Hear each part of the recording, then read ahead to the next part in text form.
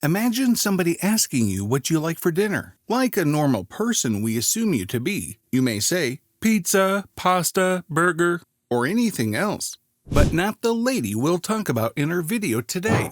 She preferred something unimaginable for dinner. Her husband. Watch till the end so you know what we're talking about. Most arguments between lovers end in an apology or breakup. But for Katherine Knight, the eventual outcome was murder and mutilation.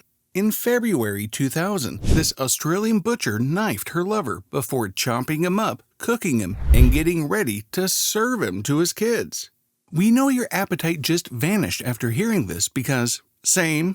Katherine Mary Knight was the offspring of a scandalous relationship between her parents. Her father was an abusive alcoholic who routinely violated her mother.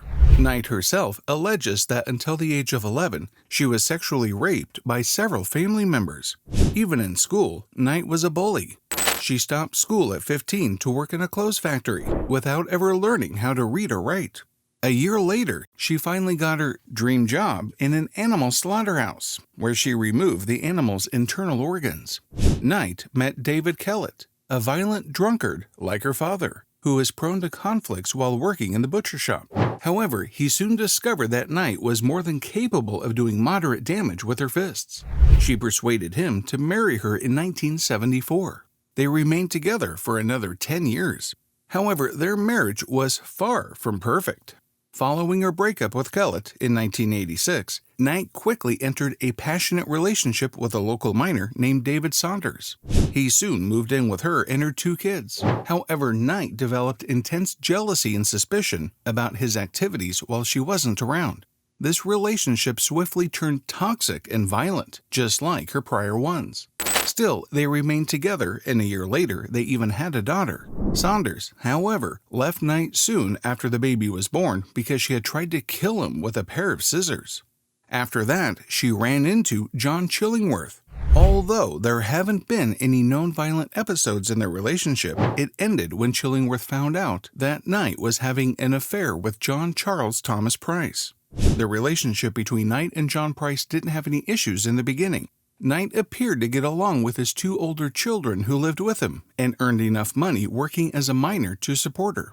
But when she proposed marriage and he said no, she became aggressive. Price admitted to being worried about his safety and informed his co-workers that if he ever went missing, Knight had murdered him. Well, obviously he had good reason to be scared. On February 29, 2000, he returned from work and directly went to sleep. But he was awakened by Knight, and they had sex, before going back to bed.